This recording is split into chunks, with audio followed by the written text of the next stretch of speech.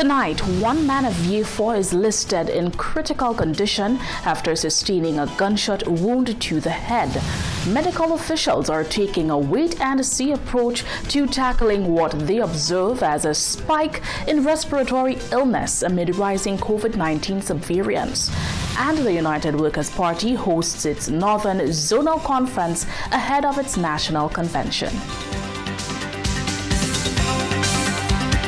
This is the Hot 7 Nightly News with Daniela Edwin.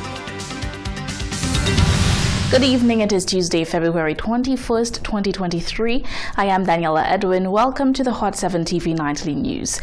We are on Flow Channel 117, Kiss FM, the Caribbean Hot FM mobile app, and the Caribbean Hot 7 TV Facebook page. Not forgetting those of you using the Hot 7 plug and play antenna. Thank you for joining us. Less than 24 hours after the fatal shooting of a Vieux-Fort man, another shooting has been recorded.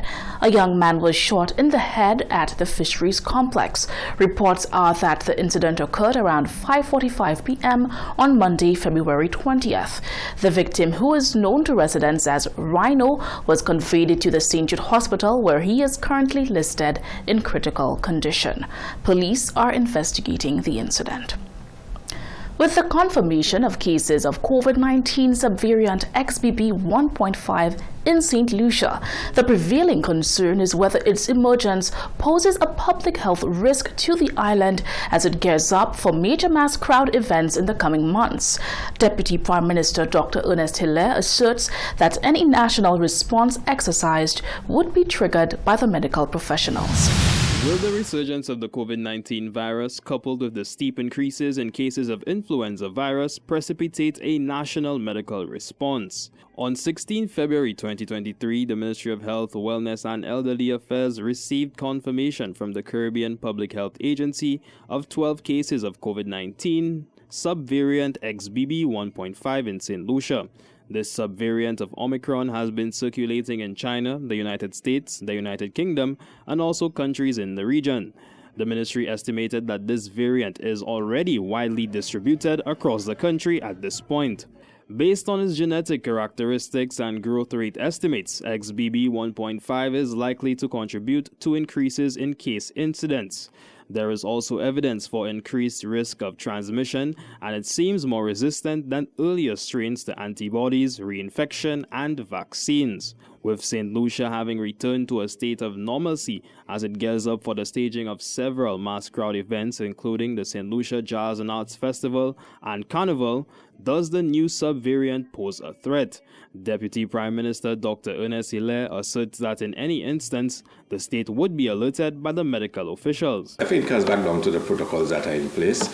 We always await the guidance and the instructions from the medical fraternity to tell us basically how to move on those matters. And if it reaches a point of concern, it will trigger certain responses and instructions to us, and we will have to decide what's our next course of action. You all remember VaxMass and what we were going to do at that time, how the world has changed. So I think it is always there, but I don't worry about it. I let the medical people to then alert me when something is serious and we need to take action, and then we go to plan B. The Chief Medical Officer, Dr. Sharon Belmar George, has affirmed that there is no need to return to mask mandates at this point in time. However, the Chief Doctor encouraged the wearing of masks to prevent the spread of the viruses. Reporting for the Hot 7 TV News, I am Kareem Nur. The United Workers' Party held their Northern Zonal Conference on Sunday 19th February. This is the first of two such events that the party will hold in preparation for its upcoming convention, which is set to take place in a few months. Eldris Charles tells us more. On Sunday, February 19th, the United Workers' Party held the first of two zonal conferences in keeping with its constitution as the party repositions itself for the next general election. The session took place at the Babonneau Primary School, where party leader Alan Chasney received overwhelming support from delegates. This is despite ongoing claims of infighting and division within the party ranks and the subsequent resignation of several top officials. While it is still very early in the executive reconfiguration process, Senator Dominic Fedee speculates that Chastanet is likely to face no challenge for the leadership of the party. I have news for the government. The supporters of the United Workers' Party are 200% behind Alan Chastanet. There's likely to be no challenger in the convention to his leadership. And I'm telling you that he will be overwhelmingly and unanimously approved at the convention that's upcoming. Fedee says that the party is in one accord in its opinion that the SLP government has failed to deliver on its promises to the people of the nation. He adds that the UWP is in the process of preparing itself for the governance of the country and to serve the people in a way that moves the nation in the right direction. Fedee remarked that the government would do better to concern itself with the business of governing the country rather than the inner workings of the UWP. All the delegates that I have spoken to that spoke at the podium and the microphone, there was an overwhelming support for the political leader Alan Chastanet. In fact, when it was his turn at the podium to speak, it was like a rock star had arrived. And certainly the United Workers' Party is 100% behind him. And, there are detractors in the opposition that are trying to paint this picture as if he does not have the support. That could not be further from the truth.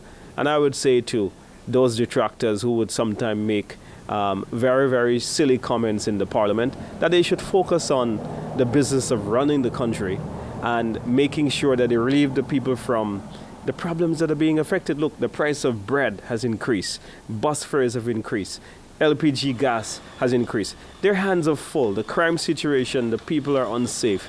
I mean, do you really have time to focus on what's happening in the United Workers' Party? Reporting for the Hot 7 TV News, I am Eldridge Charles. You're watching the Hot 7 TV Nightly News. Coming up next, the island's education minister takes a zero-tolerance approach to indiscipline in schools, and a concert to be staged at the Darren Sammy Cricket Grounds despite the best efforts of a minister to ban events at local sporting facilities. Stick around for the details to these stories and so much more coming up right after the break.